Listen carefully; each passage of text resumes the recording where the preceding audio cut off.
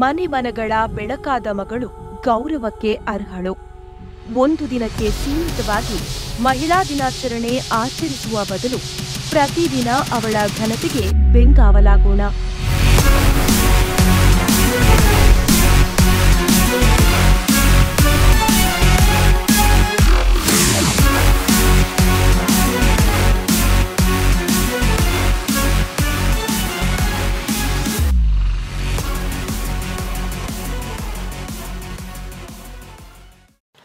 ಜ್ಞಾನ ವಿಕಾಸ ಯೂಟ್ಯೂಬ್ ವಾಹಿನಿಯ ಸಮಸ್ತ ವೀಕ್ಷಕರಿಗೂ ನಮಸ್ಕಾರ. ವೀಕ್ಷಕರೇ, ಮಹಿಳಾ ದಿನಾಚರಣೆಯ ಈ ವಿಶೇಷ ಸಂಚಿಕೆಯಲ್ಲಿ ಈ ದಿನದ ಸಾಧಕರಾಗಿ ನಮ್ಮ ಜೊತೆಗಿರುವಂತವರು ಶ್ರೀಮತಿ ಇಂದು ನಾಗರಾಜ್ ಅವರು. ಕರುನಾಡಿನ ಹೆಮ್ಮೆಯ ಗಾಯಕಿ ಇಂದು ನಾಗರಾಜ್ ಅವರ ಸಾಧನೆಯ ಬದುಕಿನ ಸುತ್ತ ಕಣ್ಣನ್ನ ಹಾಯಿಸುವಂತಹ ಸಮಯ ಇದು. ಬನ್ನಿ ಅವರನ್ನ ಕಾರ್ಯಕ್ರಮಕ್ಕೆ ಸ್ವಾಗತಿಸೋಣ. ಅವರ ಸಾಧನೆಯ ಬದುಕಿನ ಬಗೆಗೆ ಕಿವಿಯಾಗೋಣ. ಮ್ಯಾಮ್, ಕಾರ್ಯಕ್ರಮಕ್ಕೆ ಸ್ವಾಗತ. ಧನ್ಯವಾದಗಳು. Thank you so much ma'am. ಮಹಿಳಾ ದಿನಾಚರಣೆಯ ಶುಭಾಶಯಗಳನ್ನ ಕೋರ್ತಾ ಮೊದಲನೇದಾಗಿ ನಾನು ಕೇಳಬೇಕು, ಇಂದು ನಾಗರಾಜ್ ಅಂದಾಗ್ಲೇ ಅವರ ಒಂದು ಇತಿಹಾಸದಿಂದಲೇ ಹಾಡುಗಾರಿಕೆಗೋಸ್ಕರ ಶ್ರಮಿಸಿದಂತಹ ಕುಟುಂಬ ಇದು. ತಾತಾಜಿ ಇರ್ಬೋದು, ತಂದೆ ತಾಯಿಯರಿರ್ಬೋದು, ಅಕ್ಕ ಅವರಿರ್ಬೋದು, ಲಕ್ಷ್ಮೀ ನಾಗರಾಜ್ ಅವರನ್ನು ತೊಡಗಿದಂತೆ ಸಂಪೂರ್ಣ ಕುಟುಂಬ ಒಂದು ಸಂಗೀತದ ಆರಾಧನೆಯಲ್ಲಿ ತೊಡಗಿದಂತಹ ಕುಟುಂಬ. ಈ ಒಂದು ವಾತಾವರಣದಲ್ಲಿ ಸಂಗೀತದ ಬಾಲ್ಯ ಹೇಗಿತ್ತು ಮ್ಯಾಮ್ ನಿಮ್ದು ಅಂತ ತಿಳಿಸಿಕೊಡ್ಬೋದಾ ನಮ್ಗೆ? ಖಂಡಿತ. ನೀವು ಹೇಳ್ದಾಗೆ ನಮ್ಮದು ಒಂದು ಕುಟುಂಬನೇ ಸಂಗೀತದ ಕುಟುಂಬ. ಅಂದರೆ ನಮ್ಮ ತಾತಾಯಿಂದ ಬಂದಿರೋಂಥ ಒಂದು ಪರಂಪರೆ ಸಂಗೀತ. ನಮಗೆ ಫಸ್ಟು ಹೇಳ್ಕೊಟ್ಟಂತಹ ಗುರುಗಳು ನಮ್ಮ ಅಜ್ಜಿಯವರಾದ ವಿದುಷಿ CS ಸತ್ಯಲಕ್ಷ್ಮಿ ಅಂತ. ಅವರು ಈ ಕಡೆ ವೋಕಲಿಸ್ಟು, ಈ ಕಡೆ ವಯಲಿನಿಸ್ಟು, ಈ ಕಡೆ ಫ್ಲಾಟಿಸ್ಟು. ಸೊ ಅವರಿಂದ ನಮಗೆ ಸಂಗೀತ ಸ್ಟಾರ್ಟ್ ಆಯಿತು. ಅವರಿಗೆ ಹೇಗೆ ಬಂತು ಅಂತಂದರೆ ವೇದ ಬ್ರಹ್ಮಶ್ರೀ ವೆಂಕಟನಾರಾಯಣ ಉಡುಪಶಾಸ್ತ್ರಿಗಳು ಅಂತ ಅವರು ನಮ್ಮ ಒಂದು ಕುಟುಂಬಕ್ಕೆ ಬಂದು ಇಡೀ ನಮ್ಮ ಕುಟುಂಬಕ್ಕೆ ಸಂಗೀತನ ಹೇಳ್ಕೊಟ್ರು. ಸೊ ಅವರಿಂದ ನಮ್ಮ ಅಜ್ಜಿಗೆ ಬಂತು, ನಮ್ಮ ಅಜ್ಜಿಯಿಂದ ಎಲ್ಲರಿಗೂ ಬಂತು. ನಮಗೆ ಫಸ್ಟು ಸಾಪಾಸ ಅಂತ ಹೇಳ್ಕೊಟ್ಟಿದ್ದು ನಮ್ಮ ಅಜ್ಜಿ. ಆವಾಗ ನನಗೆ ಜ್ಞಾಪಕ ಇರೋ ಹಾಗೆ ಈಗ ಎಲ್ಲರಿಗೂ ಮಾತು ಹೇಗೆ ಬರುತ್ತೋ ಹಾಗೆ ನನಗೆ ಮಾತು ಸ್ಟಾರ್ಟ್ ಆದ ತಕ್ಷಣ ಸಂಗೀತ ಸ್ಟಾರ್ಟ್ ಆಯಿತು. ನಮಗೆ ಸಂಗೀತ ಹೆಂಗೆ ಸ್ಟಾರ್ಟ್ ಆಯಿತು ಅಂತಂದರೆ ಜ್ಞಾಪಕನೇ ಇಲ್ಲ. ನಾವು ಹೇಗೆ ಮಾತಾಡ್ತೀವೋ ಮನೇಲಿ ಆ ಥರನೇ ಸಂಗೀತನೂ ಜೊತೆಗೆ ಬಂದ್ಬಿಡ್ತು. ಹಾಗಾಗಿ ಫಸ್ಟು ಅಜ್ಜಿ ಹೇಳ್ಕೊಟ್ರು ನಮಗೆ. ಹೇಳ್ಕೊಡ್ತಾ ಹೆಂಗೆ ಆಟ ಆಡ್ಕೊಂಡು ಹಾಡ್ತೀವೋ, ಅಂದರೆ ಆಟ ಆಡ್ಕೊಂಡು ಮಾತಾಡ್ತೀವೋ ಹಾಗೆ ಸಂಗೀತನೂ ಹಾಗೆ ಹೇಳ್ಕೊಡ್ತಾ ಇದ್ರು. ನನಗೂ ನಮ್ಮ ಅಕ್ಕಂಗೂ ಒಂದು 2 ವರ್ಷ ವ್ಯತ್ಯಾಸ ಅಷ್ಟೆ. ಅವಳಿಗೂ ನನಗೂ ಚಿಕ್ಕ ವಯಸ್ಸಿಂದಾನೇ ಒಟ್ಟಿಗೆ ಪಾಠ ಹೇಳ್ಕೊಡಕ್ಕೆ ಸ್ಟಾರ್ಟ್ ಮಾಡಿದ್ರು. ಆಮೇಲೆ ನಮ್ಮ ಮುಂದುವರೆದ ಸಂಗೀತನ ನಮ್ಮ ತಂದೆಯವರಾದ ವಿದ್ವಾನ್ CA ನಾಗರಾಜ್ ಅವ್ರು ಹೇಳ್ಕೊಟ್ರು. ಅವರು ಈ ಕಡೆ ಫ್ಲಾಟಿಸ್ಟು, ವೋಕಲಿಸ್ಟು, ಹಾಗೆ ಇಂಗ್ಲೀಷ್ ಲೆಕ್ಚರರ್ ಆಗಿದ್ರು. ಸೊ ಹೀಗಾಗಿ ಕುಟುಂಬದಲ್ಲೇ ಸಂಗೀತ ಬಂತು. ಯಾವ ಥರ ಸ್ಟಾರ್ಟ್ ಆಯಿತು ಅಂತ ನನಗೆ ಜ್ಞಾಪಕ ಇಲ್ಲ. ಬಟ್ ಒಂದು ಸಂಗೀತದ ವಾತಾವರಣ ಇದ್ದಿದ್ದರಿಂದ ಮಾತಿನ ಜೊತೆಗೆ ಆಟ ಪಾಠಗಳ ಜೊತೆಗೆ ಒಂದು ಸಂಗೀತ ಪ್ರಾರಂಭ ಆಯಿತು ಮನೇಲಿ. ಮ್ಯಾಮ್, ನಾನು ಮುಂದಕ್ಕೆ ನಿಮ್ಮನ್ನು ಕೇಳಬೇಕು ಅಂದ್ಕೊಂಡಿರೋ ವಿಷಯ, 10ನೇ ಕ್ಲಾಸ್ನಲ್ಲಿ ನೀವು ಎದೆ ತುಂಬಿ ಹಾಡುವೆನೋ ಮೂಲಕ ಇಂಟ್ರಡ್ಯೂಸ್ ಆಗ್ತೀರಾ. ಕರ್ನಾಟಕದಲ್ಲಿ ಇಂಥ ಒಂದು ಅಮೋಘ ಪ್ರತಿಭೆ ಇದೆ ಅಂತ ಗೊತ್ತಾದಂತಹ ಸಮಯ ಅದು. ಎದೆ ತುಂಬಿ ಹಾಡುವೆನು ಕಾರ್ಯಕ್ರಮದಲ್ಲಿ SP ಬಾಲಸುಬ್ರಹ್ಮಣ್ಯಂ ಸರ್ ಎದುರುಗಡೆಗೆ ಹಾಡುವಂಥ ಅವಕಾಶ ಸಿಗುತ್ತೆ. ಹೀಗೆ ಅವಕಾಶಗಳ ಆರಂಭ ಇಂದು ನಾಗರಾಜ್ ಅವರ ಬದುಕಿನಲ್ಲಿ ಹೇಗಿತ್ತು? ಅವಕಾಶಗಳು ಚೆನ್ನಾಗಿ ಸಿಗ್ತಾ ನಿಮಗೆ ಅಂತ? ಖಂಡಿತವಾಗ್ಲೂ ಈ ಒಂದು ವಿಷಯ ನಾನು ಹೇಳಬೇಕು. ಈಗ ಏನಾಗುತ್ತೆ, ಒಂದು ಶಾಸ್ತ್ರೀಯ ಸಂಗೀತ ಕಲ್ತಿರೋಂಥ ಕುಟುಂಬದಲ್ಲಿ ಒಬ್ಬೊಬ್ಬರು ಅದನ್ನು ಬಿಟ್ಟು ಆಚೆ ಬರಲ್ಲ, ಚೌಕಟ್ಟಲ್ಲೇ ಇರ್ತಾರೆ. ನಾವು ಬರೀ ಅದನ್ನು ಮಾತ್ರ ಹಾಡ್ತೀವಿ, ಬೇರೆ ಒಂದು ಪ್ರಾಕಾರನ ಕಲ್ತ್ಕೊಳ್ಳಲ್ಲ ಬೇಡ ಅಂತ. ಬಟ್ ನಮ್ಮ ತಂದೆಯವರು ಆ ಥರ ಇರಲಿಲ್ಲ. ಸಂಗೀತ ಅಂದರೆ ಎಲ್ಲ ವಿಧವಾದ ಸಂಗೀತನೂ ಕಲ್ತ್ಕೋಬೇಕು, ಎಲ್ಲರದ್ರಲ್ಲೂ ನೀವು ಕಲ್ತ್ಕೊಳ್ಳೋದಿರುತ್ತೆ. ಸೊ ಹಾಗಾಗಿ ನಮ್ಮ ಅಪ್ಪ ಏನು ಮಾಡಿದ್ರು, ಚಿಕ್ಕ ವಯಸ್ಸಿನ ನಮಗೆ ಸುಗಮ ಸಂಗೀತ ಹೇಳ್ಕೊಡಕ್ಕೆ ಸ್ಟಾರ್ಟ್ ಮಾಡಿದ್ರು. ಒಂದಷ್ಟು ಕ್ಯಾಸೆಟ್ ಕಾಲ ಅದು. ಎಲ್ಲ ಕಡೆಯಿಂದ ಕ್ಯಾಸೆಟ್ಸ್ ತೊಗೊಂಡು ಬರೋದು, ಮನೇಲಿ ಪ್ಲೇ ಮಾಡೋದು, ಹಾಡ್ಸೋದು. ನೀವು ಎಲ್ಲ ವಿಧವಾದ ಸಂಗೀತನ ಕಲ್ತ್ಕೋಬೇಕು ಅಂತ ನಮ್ಮ ಅಪ್ಪಂಗೊಂದು ಬ್ರಾಡ್ ಮೈಂಡ್ ಇತ್ತು. ಸೊ ಹಾಗಾಗಿ ಚಿಕ್ಕ ವಯಸ್ಸಿಂದ ಸುಗಮ ಸಂಗೀತನೂ ಕಲ್ತ್ಕೊಂಡ್ವಿ ಜೊತೆಗೆ ಶಾಸ್ತ್ರೀಯ ಸಂಗೀತದ ಜೊತೆಗೆ. ಆಮೇಲೆ ಎದೆ ತುಂಬಿ ಹಾಡುವೆನು ಶುರುವಾಯಿತು. ಸೀಸನ್ 1ನಲ್ಲಿ ನಮ್ಮ ಅಕ್ಕ ಲಕ್ಷ್ಮೀ ನಾಗರಾಜ್ ಅವರು ವಿನ್ನರು. ಅದಾದಮೇಲೆ ಸೀಸನ್ 2, ಆ್ಯಕ್ಚುಲಿ ನಾನು ಎಲ್ಲರಿಗಿಂತ ಚಿಕ್ಕವಳು, 10th ಸ್ಟ್ಯಾಂಡರ್ಡ್ ಓದ್ತಾ ಇದ್ದೆ ನಾನು. ಅವರು ಸ್ವಲ್ಪ ಚಿಕ್ಕವಳಾಗ್ತಾಳಲ್ಲ, ತೊಗೋಬೋದಾ ಅಂತಂದರು. ಆಮೇಲೆ ಏನಂದ್ರು, ಚಾನಲ್ ಅವರು ತುಂಬ ಟ್ಯಾಲೆಂಟೆಡ್ಡು, ತೊಗೊಳ್ಳೋಣ ಖಂಡಿತವಾಗ್ಲೂ, ಏಜ್ ಏನು ಕೌಂಟ್ ಆಗಲ್ಲ ಅಂತ ಹೇಳಿಬಿಟ್ಟು ಸೊ ನನ್ನನ್ನು ಸೆಲೆಕ್ಟ್ ಮಾಡಿಕೊಂಡ್ರು. ಒಂದು ಫಿಲಮ್ ಹಾಡುಗಳನ್ನ ಹೇಗೆ ಹಾಡ್ಬೋದು, ಆ ಫಿಲಮ್ ಸಾಂಗಲ್ಲಿ ಇರುವಂಥ ವೇರಿಯೇಷನ್ಸ್ ಆಗ್ಬೋದು. ಈಗ ನೀವು ಶಾಸ್ತ್ರೀಯ ಸಂಗೀತ ಕಲಿತ ತಕ್ಷಣ ಚಿತ್ರಗೀತೆ ಎಲ್ಲದನ್ನು ಹಾಗೆ ಹಾಡ್ತೀರಾ ಅಂತ ಹೇಳೋಕ್ಕಾಗಲ್ಲ. ಅದಕ್ಕೂ ಅದರದೇ ಆಗಿರೋಂಥ ಒಂದು ತಾಲೀಮ್ ಬೇಕು, ಒಂದು ಪ್ರಾಕ್ಟೀಸ್ ಬೇಕು, ತಯಾರಿ ಬೇಕು. ಅದನ್ನು ಹಂತ ಹಂತವಾಗಿ ಮನೇಲಿ ನಮ್ಮ ತಂದೆಯವರು ನಮ್ಮ ಗುರುಗಳು ಆಗಿರೋದ್ರಿಂದ ಎಲ್ಲ ಅವರೇ ಹೇಳ್ಕೊಡಕ್ಕೆ ಸ್ಟಾರ್ಟ್ ಮಾಡಿದ್ರು. ಆ್ಯಂಡ್ ಕಾಂಪಿಟೇಷನ್ಗೆ ಹೋಗ್ತಾ ಹೋಗ್ತಾ ಅಲ್ಲೂ ಕಲ್ತ್ಕೊಂಡ್ವಿ ನಾವು. ಸೊ ನೀವು ಹೇಳಿದಾಗೆ SPB ಸರ್ ಮುಂದೆ ಹಾಡೋದು ಅಂತಂದರೆ ಅದು ಸುಲಭದ ಮಾತಲ್ಲ. ನನಗೇನಾಗಿತ್ತು, ತುಂಬ ಚಿಕ್ಕ ಹುಡುಗಿ, ನನಗೇನು ಅಷ್ಟು ಗೊತ್ತಾಗ್ತಿರ್ಲಿಲ್ಲ. ಯಾವ ಹಾಡು ಕೊಡ್ತಾರೋ ಕಲ್ತ್ಕೋ, ಅಪ್ಪನ ಮುಂದೆ ಒಪ್ಸು, ಅಪ್ಪ ಓಕೆ ಅಂತಂದರೆ ಹೋಗಿ ಹಾಡು.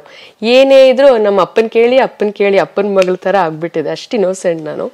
ಬಟ್ SPB ಸರ್ ಮುಂದೆ ಹಾಡೋದವ್ರು ಎಷ್ಟು ಫ್ರೆಂಡ್ಲಿ ಆಗಿರ್ತಾ ಇದ್ರು ಅಂದರೆ ಅಷ್ಟು ದೊಡ್ಡ ಗಾಯಕ. ಅದೆಲ್ಲ ನಮ್ಮ ಮುಂದೆ ತೋರಿಸ್ಕೋತಾ ಇರಲಿಲ್ಲ. ಏನೋ ನಮ್ಮ ಸ್ವಂತ ಅಣ್ಣ, ನಮ್ಮ ಇನ್ನೊಬ್ಬ ದೊಡ್ಡಪ್ಪ ಆ ಥರ ನಮ್ಮನ್ನು ಟ್ರೀಟ್ ಮಾಡ್ತಾಯಿದ್ರು. ಹಾಗಾಗಿ ತುಂಬಾ ಕಂಫರ್ಟಬಲ್ ಆಗಿತ್ತು. ಆ್ಯಂಡ್ ಬಹಳ ಕಲ್ತ್ಕೊಂಡೆ. ಸೀಸನ್ 2ಲಿ ದೇವರ ಆಶೀರ್ವಾದ, ನನ್ನ ಗುರುಗಳ ಆಶೀರ್ವಾದದಿಂದ ನಾನೇ ವಿಜೇತೆ ಆದೆ. ಐ ಥಿಂಕ್ 2006 ಅಂತ ಅನಿಸುತ್ತೆ. 2006ರಲ್ಲಿ ನನಗೆ ಮೊದಲ ಒಂದು ಪ್ರಶಸ್ತಿ ಸಿಕ್ಕಿದ್ದು ETV. ಆವಾಗ ETV ಆಗಿತ್ತು. ETVಯ ಎದೆ ತುಂಬಿ ಹಾಡುವೆನು. ಮ್ಯಾಮ್, ಈ ಪ್ರಶ್ನೆ ಇದಕ್ಕೆ ಪೂರಕವಾಗಿ ಇರುವಂಥದ್ದು. ರಿಯಾಲಿಟಿ ಶೋದಲ್ಲಿ ಭಾಗವಹಿಸ್ತಾರೆ, ಒಂದಷ್ಟು ದಿನ ಅವರ ಬಗ್ಗೆ ಸುದ್ದಿ ಆಗುತ್ತೆ, ನಂತರದ ದಿನಗಳಲ್ಲಿ ಅವರು ಮರೆಯಾಗ್ತಾರೆ. ಬಹುಶಃ ಅವಕಾಶಗಳ ಲಭ್ಯತೆ ಇಲ್ಲದಿರೋದು ಅದಕ್ಕೆ ಕಾರಣ ಇರಬಹುದು, ಪ್ರತಿಭೆ ಹೋಗಿದೆ ಅಂತ ಹೇಳಿ ಅಲ್ಲ. ಆದರೆ ಇಲ್ಲಿ ಗಮನಿಸುವಂಥದ್ದು, ಒಂದಷ್ಟು ಶೋದಲ್ಲಿ ಭಾಗವಹಿಸಿದ ಇಂದು ನಾಗರಾಜ್ ಅವರು ಜಡ್ಜ್ ಆಗಿ ಹೋಗ್ತಾರೆ, ಇವತ್ತು ಮೆಂಟರ್ ಆಗಿದ್ದಾರೆ. ಈ ತರನಾದ ಒಂದು ಬದಲಾವಣೆಯನ್ನ ಇಂದು ಅವರು ಹೇಗೆ ಸ್ವೀಕರಿಸಿದ್ರು ಅಂತ? ಒಂದು ನಾವು ಇಂಡಸ್ಟ್ರಿಯಲ್ಲಿ ಸ್ಟ್ಯಾಂಡ್ ಆಗಬೇಕು ಅಥವಾ ಒಂದು ಕಲೆಯಲ್ಲಿ ನಮ್ಮ ಪ್ರಗತಿ ಹೊಂದಬೇಕು ಅಂತಂದರೆ ಒಂದು ಶಾಸ್ತ್ರೀಯ ಸಂಗೀತ ಭದ್ರತೆ ಇರಬೇಕು. ನಾನು ಇವಾಗ ಬರೋವಂಥ ಎಲ್ಲ ಗಾಯಕಿಯರಿಗೆ ಒಂದು ರಿಯಾಲಿಟಿ ಶೋಗೆ ಯಾರು ಬರ್ತಾರೋ ಅವ್ರಿಗೆ ನಾನು ಅದನ್ನೇ ಹೇಳೋದು, ಶಾಸ್ತ್ರೀಯ ಸಂಗೀತ ಕಲ್ತ್ಕೊಳ್ಳಿ. ಅದರಲ್ಲಿ ನಿಮಗೆ ಒಂದು ಎಕ್ಸೆಲ್ ಅಂತ ಆದರೆ, ಅದರಲ್ಲಿ ಒಂದು ಜ್ಞಾನ ನಿಮಗೆ ಸಿಕ್ಕಿದ್ರೆ ಈ ಕಡೆ ಚಿತ್ರ ಸಂಗೀತ ಹಾಡೋದಕ್ಕೆ ತುಂಬಾ ನಿಮಗೆ ಪೂರಕ ಆಗುತ್ತೆ. ತುಂಬಾ ಅಂದರೆ ಗೊತ್ತಾಗುತ್ತೆ ನೀವು ಏನು ಹಾಡ್ತಾ ಇದ್ದೀರಾ. ಅಥವಾ ನೀವೊಂದು ರೆಕಾರ್ಡಿಂಗ್ಗೆ ಹೋಯ್ತು ಅಂತಂದರೆ, ಈಗ ನಾವು ಹಾಡಿರೋದು ಇನ್ನೊಬ್ಬರು ಹಾಡ್ತಾರೆ, ನೀವೇ ಒಂದು ಹಾಡನ್ನು ಹಾಡಬೇಕು, ರೀಪ್ರೊಡ್ಯೂಸ್ ಮಾಡಬೇಕು ಅಂತಂದರೆ ನಿಮ್ಗೆ ಅಷ್ಟು ಜ್ಞಾನ ಇರಬೇಕು. ಹಾಗಾಗಿ ಎಲ್ಲರೂ ಶಾಸ್ತ್ರೀಯ ಸಂಗೀತದ ಒಂದು ಹಿನ್ನೆಲೆ ಇದ್ದರೆ ಖಂಡಿತವಾಗ್ಲೂ ನಿಮಗೆ ಹಾಡುವಂಥ ಶಕ್ತಿ ಇರುತ್ತೆ. ಅದೇ ನನಗೆ ಪ್ಲಸ್ ಆಯಿತು ಅಂತ ಹೇಳ್ಬೋದು. ಕಾಂಪಿಟೇಷನ್ಸಲ್ಲೆಲ್ಲ ಹಾಡಿದೆ. ಅದಾದಮೇಲೆ ನಂದು ಪ್ಲೇಬ್ಯಾಕ್ ಹೇಗೆ ಸ್ಟಾರ್ಟ್ ಆಯಿತು ಅಂತ ಹೇಳ್ತೀನಿ. ಅದಾದ ಮೇಲೆ ಸುವರ್ಣ ಚಾನಲಲ್ಲಿ ಸ್ಟಾರ್ ಸಿಂಗರ್ ಅಂತ ಸ್ಟಾರ್ಟ್ ಆಯಿತು. ಆ ಸ್ಟಾರ್ ಸಿಂಗರು ನನಗೆ ಗೊತ್ತಿರೋ ಹಾಗೆ ಅವಾಗಿನ ಟೈಮ್ಗೆ ಅತಿ ದೊಡ್ಡ ರಿಯಾಲಿಟಿ ಶೋ. ಹತ್ತತ್ರ 1.5 ವರ್ಷ ಬಂತು ಅದು. ಅಲ್ಲಿ ನಾನು ಆಡಿಷನ್ಗೆ ಹಾಡಕ್ಕೆ ಹೋದಾಗ್ಲೇ ಗುರು ಕಿರಣ್ ಸರ್ಗೆ ನನ್ನ ವಾಯ್ಸ್ ತುಂಬ ಇಷ್ಟ ಆಗ್ಬಿಡ್ತು. ಏನೋ ವಿಶೇಷತೆ ಇದೆ ಅಂತ. ಸೊ ಆ ಕಾಂಪಿಟೇಷನ್ ಆಗುವಾಗಲೇ ನಾನು ಫಸ್ಟ್ ಹಾಡಿದ್ದು ಹಂಸಲೇಖ ಸರ್ ಅವ್ರಿಗೆ ಮೀರಾ ಮಾಧವ ರಾಘವ ಚಿತ್ರದಲ್ಲಿ ನಂದು ಮತ್ತು ನಮ್ಮ ಅಕ್ಕದು ಡೆಬ್ಯೂ ಫಿಲಮ್ ಅಂತ ಹೇಳ್ಬೋದು. ಅದರಲ್ಲಿ ಹಾಡಿದ್ದು ಅದು ನನಗೆ ಹೇಗೆ ಸಿಕ್ತು ಅಂತಂದರೆ, ಅದೇ ETVಯಲ್ಲಿ ಎಂದೂ ಮರೆಯದ ಹಾಡು ಅಂತ ಬರ್ತಾಯಿತ್ತು, ರವಿ ಬೆಳಗೆರೆ ಸರ್ ಅವರ ಸಾರಥ್ಯದಲ್ಲಿ. ಅಲ್ಲಿ ನಾನು ಹಾಡಿದ್ದು ಕೇಳಿ TN ಸೀತಾರಾಮ್ ಸರ್ ಅವರು, ಈ ಹುಡುಗಿ ತುಂಬ ಮುದ್ದಾಗಿದ್ದಾಳೆ, ಚೆನ್ನಾಗಿ ಹಾಡ್ತಾಳೆ, ನನ್ನ ಸೀರಿಯಲ್ಗೆ ಹಾಕ್ಕೊಳ್ಳೋಣ ಅಂತ ಕೇಳಿ ನಮ್ಮ ತಂದೆಯವ್ರನ್ನ ಅಪ್ರೋಚ್ ಮಾಡಿದ್ರು. ಸೊ ನಮ್ಮ ಅಪ್ಪ ಅಂತೂ ಅವರ ದೊಡ್ಡ ಫ್ಯಾನ್, ಯಾರು ಅವ್ರ ಫ್ಯಾನ್ ಅಲ್ಲ, ಬಹಳ ಇಷ್ಟ, ಮನೇಲಿ ಖಂಡಿತವಾಗ್ಲೂ ಮಾಡ್ಸೋಣ ಸರ್ ಅಂತ ಒಪ್ಪಿದ್ರು. ಅಲ್ಲಿ ನಾನು ಆ್ಯಕ್ಟ್ ಮಾಡೋಕ್ಕೆ ಹೋದಾಗ ಈ ಥರ ಅವರ ಒಂದು ಚಿತ್ರಕ್ಕೆ, ಅಂದರೆ TN ಸೀತಾರಾಮ್ ಸರ್ ಅವ್ರದ್ದು ಮೀರಾ ಮಾಧವ ರಾಘವ, ಅದಕ್ಕೆ ಸಂಗೀತ ಕೊಡ್ತಾ ಇದ್ದಿದ್ದು ಹಂಸಲೇಖ ಸರ್. ಅವರು ನಮ್ಮಿಬ್ಬರನ್ನು ಕರ್ಕೊಂಡು ಹೋಗಿ ಈ ಥರ ಬಹಳ ಒಳ್ಳೆ ಗಾಯಕಿಯರು, ಅಂದರೆ ನನ್ನ ಫಿಲಮ್ಗೆ ಇವ್ರ ಹತ್ರನೂ ಹಾಡಿಸಿ ಅಂತ ಹೇಳಿ ಅದು ನನ್ನ ಫಸ್ಟ್ ಡೆಬ್ಯೂ ಆಯಿತು. ಸೊ ಅದು ಹೋಗ್ತಾ ಹೋಗ್ತಾ ಸ್ಟಾರ್ ಸಿಂಗರಲ್ಲಿ ನನ್ನ ಆಡಿಷನಲ್ಲಿ ನನ್ನ ವಾಯ್ಸ್ ಕೇಳಿ ತುಂಬಾ ಇಷ್ಟ ಆಗಿಬಿಟ್ಟು ನನಗೆ ಗೋವಿಂದಾಯ ನಮಃ ಚಿತ್ರದ ಪ್ಯಾರ್ಗೆ ಆಗಿಬಿಟ್ಟೈತೆ ಹಾಡು ರೆಕಾರ್ಡ್ ಮಾಡಿಸಿದ್ರು. ಆ ಥರ ಟೋನಲ್ಲಿ ನಾನು ಹಾಡ್ತೀನ ಅಂತ ನನಗೆ ಗೊತ್ತಿರಲಿಲ್ಲ. ಅದು ಹೆಂಗೆ ಸರ್ಗೆ ಅನ್ನಿಸ್ತೋ ನನಗೆ ಗೊತ್ತಿಲ್ಲ. ಬಿಕಾಸ್ ಆ ಥರ ಟೋನಲ್ಲಿ ನಾನು ಹಾಡೇ ಇರಲಿಲ್ಲ. ಅವಾಗಿನ ತನಕ ಏನು ಇಂದು ಅಂತಂದರೆ ಸ್ವಲ್ಪ ಕ್ಲಾಸಿಕಲ್ ಬೇಸ್ಡ್ ಹಾಡ್ತಾಳೆ ಅಥವಾ ಮಾಮೂಲಿ ಫಿಲಮ್ ಚಿತ್ರಗೀತೆಗಳು ಹಾಡ್ತಾಳೆ, ಓಕೆ. ಫಾಸ್ಟ್ ನಂಬರ್ಸಲ್ಲಿ ಈ ಥರ ಟೋನಲ್ಲಿ ಹಾಡ್ತೀನಿ ಅಂತ ನನಗೆ ಗೊತ್ತಿರಲಿಲ್ಲ. ಬಟ್ ಅದು ಬಹಳ ಹಿಟ್ ಆಯಿತು. ತುಂಬಾನೇ ಹೆಸರು ಕೊಟ್ಟಂತಹ ಸರಿಸುಮಾರು 7 ಅವಾರ್ಡ್ ತಂದ್ಕೊಡ್ತು. ಹೌದು, ನನಗೆ ಫಿಲಮ್ ಫೇರ್ ಅವಾರ್ಡ್ ಸಿಕ್ತು, ಉದಯ ಫಿಲ್ಮ್ ಅವಾರ್ಡ್ ಸಿಕ್ತು, ಆಮೇಲೆ radio Mirchi award, I Times award. So ಈ ಥರ ಬೇಕಾದಷ್ಟು awards, big F M award, ಈ ಥರ ಸುಮಾರು ಅವಾರ್ಡ್ಸ್ ಬಂತು. ಅದ್ರ ಜೊತೆ ಜವಾಬ್ದಾರಿ ಕೂಡ ಜಾಸ್ತಿ ಆಯಿತು. ಈ ಥರ ಆ ಒಂದು ಹಾಡಲ್ಲಿ ಸಿಕ್ಕಿದಂತಹ ಹೆಸರಾಗಿರ್ಬೋದು, ಆ ಒಂದು ಟೋನು ಅವಾಗ ತುಂಬ ಹೊಸದಾಗಿತ್ತು ಇಂಡಸ್ಟ್ರಿಗೆ. ಅದರ ಒಟ್ಟಿಗೆ ನನಗೆ ಬಹಳಷ್ಟು ಒಳ್ಳೊಳ್ಳೆ ಹಾಡುಗಳು ಅವಕಾಶ ಸಿಗ್ತಾ ಬಂತು. ದೇವರ ಆಶೀರ್ವಾದದಿಂದ ಸುಮಾರು ಹಾಡುಗಳು ಕೂಡ ಹಿಟ್ಟಾಗಿ ಜನಮನಕ್ಕೆ ತಲುಪ್ತು. ಸೊ ಹೀಗೆ ಸ್ಟಾರ್ಟ್ ಆಯಿತು ಜರ್ನಿ. ಇಂದು ಮೇಡಮ್ ಹತ್ರ ಈಗ ಈ ಪ್ರಶ್ನೆಯನ್ನು ನಾನು ಕೇಳಲೇಬೇಕು. ನಮಗಾಗಿ ಒಂದು ಭಾವಗೀತೆಯನ್ನು ಹಾಡಬಹುದು? ಬಹುಶಃ ವೀಕ್ಷಕರು ಈಗ ನಿರೀಕ್ಷೆಯಲ್ಲಿದ್ದಾರೆ, ಇಂದು ಮ್ಯಾಮ್ ಹತ್ರ ಹಾಡಿಸದೆ ಹೇಗಿದ್ದಾರೆ ಇಷ್ಟು ಹೊತ್ತು. ಹಾಗಾಗಿ ದಯವಿಟ್ಟು ಒಂದು ಭಾವಗೀತೆಯನ್ನು ಹಾಡಬಹುದಾ? ಖಂಡಿತ. ನನಗೆ ಬಹಳ ಇಷ್ಟವಾಗಿರೋ ಹಾಡು ಅಂತಂದರೆ ಅಮ್ಮ ನಿನ್ನ ಎದೆಯಾಳದಲ್ಲಿ ಗಾಳಕ್ಕೆ ಸಿಕ್ಕ ಮೀನು. ನಾನು ಚಿಕ್ಕ ವಯಸ್ಸಲ್ಲೂ ಬಹಳ ಹಾಡ್ತಿದ್ದೆ ಆ ಹಾಡನ್ನು. ಅಂದರೆ ಯಾವುದೇ ಒಂದು ಕಾಂಪಿಟೇಷನ್ಗೆ ಹೋದ್ರೂ ಏನೋ ಆ ಹಾಡಲ್ಲಿ ಒಂದು ಸೆಳೆತ ಬಹಳ ಇದೆ. ಸೊ ಅದನ್ನ ಹಾಡ್ತೀನಿ. ಅಮ್ಮ ನಿನ್ನ ಎದೆಯಾಳದಲ್ಲಿ ಗಾಳಕ್ಕೆ ಸಿಕ್ಕ ನೀನು, ಮಿಡುಕಾಡುತ್ತಿರುವೆ ನಾನು. ಅಮ್ಮ ನಿನ್ನ ಎದೆಯಾಳದಲ್ಲಿ ಗಾಳಕ್ಕೆ ಸಿಕ್ಕ ನೀನು, ಮಿಡುಕಾಡುತ್ತಿರುವೆ ನಾನು. ಕಡಿಯಾಲೊಲ್ಲೆ ನೀ ಕರುಳ ಬಳ್ಳಿ, ಕಡಿಯಾಲೊಲ್ಲೆ ನೀ ಕರುಳ ಬಳ್ಳಿ, ಒಲಗೂಡುತ್ತಿರುವ ತಾಯೇ ಬಿಡದ ಭುವಿಯ ಮಾಯೇ. ಅಮ್ಮ ನಿನ್ನ ಎದೆಯಾಳದಲ್ಲಿ ಗಾಳಕ್ಕೆ ಸಿಕ್ಕ ನೀನು, ಮಿಡುಕಾಡುತ್ತಿರುವೆ ನಾನು, ಮಿಡುಕಾಡುತ್ತಿರುವೆ ನಾನು. ಅದ್ಭುತವಾಗಿತ್ತು ಮ್ಯಾಮ್. ಬಹುಶಃ ತಾಯಿ ಮತ್ತು ಮಗುವಿನ ಪ್ರೀತಿಯ ನಿಮ್ಮ ಸ್ವರದಲ್ಲೇ ಹೊರಗೆ ಬರ್ತಾ ಇತ್ತು ಅಂತ ಹೇಳ್ಬೋದು. Thank you. ಈ ಹಾಡು ಹಾಡ್ದಾಗ್ಲೆಲ್ಲ ನನಗೆ ನಮ್ಮ ತಾಯಿ ಜ್ಞಾಪಕ ಬಂದೇ ಬರ್ತಾರೆ, ಅಷ್ಟಿಷ್ಟ ನನಗೆ ಹಾಡು. ಬಹುಶಃ ವಿಷಯದ ಜೊತೆಗೆ ಹಾಡಿನ ಒಂದು ಧ್ವನಿಯ ಮೂಲಕ ಕೇಳುಗನಿಗೆ ಬಹಳ ಹತ್ತಿರವಾಗಿ ತಲುಪುವಂಥದ್ದು ಕಂಠ ಅಂತ ಕಾಣಿಸುತ್ತೆ. ಅಂತ ಒಂದು ಕರ್ನಾಟಕ ಮೆಚ್ಚಿದ ಕಂಠ ಇಂದು ನಾಗರಾಜ್ ಅವರು ಅಂತ ಹೇಳಿದ್ರೆ ತಪ್ಪಾಗ್ಲಿಕ್ಕಿಲ್ಲ. ಮುಂದುವರೆದು ಮಾತನಾಡೋದಾದ್ರೆ ಇಂದು ಮ್ಯಾಮ್, ಹಲವಾರು ಪ್ರಶಸ್ತಿಗಳು ಬರುತ್ತೆ, ಆದರೆ ನಮ್ಮ ತಲ್ಲೀನತೆ ಕೂಡ ಅದಕ್ಕೆ ಬಹಳ ಮುಖ್ಯ ಆಗತ್ತೆ ಅಂತ. ಈಗ ಮಹಿಳೆ ಬೇರೆ ಬೇರೆ ಕ್ಷೇತ್ರದಲ್ಲಿ ತೊಡಗಿಸಿಕೊಂಡಿದ್ದಾಳೆ. ಈ ಮಹಿಳಾ ದಿನಾಚರಣೆಯಲ್ಲಿ ನಾವು ನಿಮ್ಮ ಮುಂದೆ ಕೂತಿದ್ದೀವಿ ಅನ್ನೋದಾದ್ರೆ ಒಂದು ಸಂಗೀತ ಕ್ಷೇತ್ರದ ಸಾಧಕಿ ತಾವು ಅನ್ನೋ ಕಾರಣಕ್ಕೆ. ಸಂಗೀತ ಕ್ಷೇತ್ರದಲ್ಲಿ ಮಹಿಳೆ ತೊಡಗಿಸಿಕೊಳ್ಬೇಕು ಹೇಳಿದ್ರೆ ಅವಳ ಇತರ ಜವಾಬ್ದಾರಿಗಳನ್ನು ಆಕೆ ತೊರೆದು ಬರುವ ಹಾಗಿಲ್ಲ. ಈಗ ಶಿಕ್ಷಣ ಸಂದರ್ಭದಲ್ಲೂ ಕೂಡ ನೀವು ರಿಯಾಲಿಟಿ ಶೋಗಳಲ್ಲಿ ಭಾಗವಹಿಸಿದವರು, ನಟನೆ ನಿಮ್ಮನ್ನು ಅರಸಿ ಬಂದಾಗ ಅದಕ್ಕೂ ಇಲ್ಲ ಅಂತ ಹೇಳದೆ ನಟಿಸಿದವರು ತಾವು.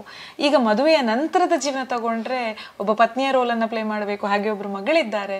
ಸೊ ಇವೆಲ್ಲವನ್ನ ಒಟ್ಟಾಗಿ ನಿಭಾಯಿಸಿಕೊಂಡು ಅದರ ಜೊತೆಗೆ ಸಂಗೀತ ಸೇವೆ, ಇದು ಹೇಗೆ ಸಾಧ್ಯ ಒಬ್ಬ ಹೆಣ್ಣು ಮಗಳಿಗೆ ಅಂತ? ಒಂದು ಮೊದಲು ಛಲ ಇರಬೇಕು. ಈಗ ಹೆಣ್ಣಾಗ್ಲಿ ಗಂಡಾಗ್ಲಿ, ನಾನು ಹೆಣ್ಣಾದ ತಕ್ಷಣ ಮದುವೆ ಆದಮೇಲೆ ಆಯಿತು ನಂದು ಜೀವನ, ಮನೆ ಮಕ್ಕಳು ಇರ್ತೀನಿ, ಹಾಗೆ ಕೂತ್ಬಿಟ್ರೆ ಹಾಗೆ ಆಗ್ಬಿಡುತ್ತೆ. ಏನೇ ಇದ್ರೂ ನಾನು ಎರಡನ್ನು ನಿಭಾಯಿಸ್ತೀನಿ ಅನ್ನೋ ಒಂದು ಛಲ ಇದ್ದರೆ ಹೆಣ್ಮಕ್ಳು ಏನು ಬೇಕಾದ್ರೂ ಸಾಧಿಸ್ಬೋದು. ಅದರ ಒಟ್ಟಿಗೆ ಮನೆಯ ಒಂದು ಸಪೋರ್ಟ್ ಇರಬೇಕು. ಸಪೋರ್ಟ್ ಸಿಸ್ಟಮ್ ಇದ್ದರೆ ನಾವೇನು ಬೇಕಾದ್ರೂ ಸಾಧನೆ ಮಾಡ್ಬೋದು. ನನ್ನ ಒಂದು ವಿಷಯದಲ್ಲಿ ಏನಾಯಿತು ಅಂದರೆ, ಮೋಸ್ಟ್ಲಿ ದೇವರ ತಂದೆ ತಾಯಿ ಆಶೀರ್ವಾದ. ಮದುವೆ ಆಗಕ್ಕೆ ಮುಂಚೆ ನಿಮಗೆ ಗೊತ್ತಿರೋ ಹಾಗೆ ಅಪ್ಪ ಅಮ್ಮನ ಸಪೋರ್ಟ್ ಇತ್ತು. ಅವರ ಸಪೋರ್ಟ್ ಇದ್ದಿದ್ದಕ್ಕೆ ನಾವು ಅಷ್ಟರ ಮಟ್ಟಿಗೆ ಎಲ್ಲ ಕಡೆ ಓಡಾಡಿಕೊಂಡು ಹಾಡಿಕೊಂಡು ಇರೋವಂಥ ಒಂದು ವಿಷಯ ಆಯಿತು. ಮದುವೆ ಆದಮೇಲೆ ಪತಿಯಾಗಿರ್ಬೋದು, ಅತ್ತೆ ಮಾವ ಆಗಿರ್ಬೋದು, ಅವರ ಒಂದು ಸಪೋರ್ಟ್ ಬಹಳ ಮುಖ್ಯ. ನನ್ನ ಪತಿ ಆ್ಯಕ್ಚುಲಿ ಅವರು ಗಿಟಾರಿಸ್ಟ್ ಕೂಡ, ಗಿಟಾರ್ ಪ್ಲೇಯರು, ಅವರು ಬಿಸ್ನೆಸ್ ಮನ್ ಕೂಡ. ಬಟ್ ಅವ್ರಿಗೆ ಸಂಗೀತ ಅಂದರೆ ಅಷ್ಟು ಆಸಕ್ತಿ. ಅವರು ಸಂಗೀತ ಕಲ್ತಿರೋ ಹುಡುಗಿನೇ ಬೇಕು, ಒಬ್ಬರು ಒಳ್ಳೆ ಗಾಯಕಿನೇ ಬೇಕು ಅಂತ ಇಷ್ಟಪಟ್ಟು ನನ್ನನ್ನು ಮದುವೆ ಆದವರು. ಹಾಗಾಗಿ ಅವ್ರಿಗೆ ಸಂಗೀತದ ಒಂದು ವ್ಯಾಲ್ಯೂ ಗೊತ್ತು.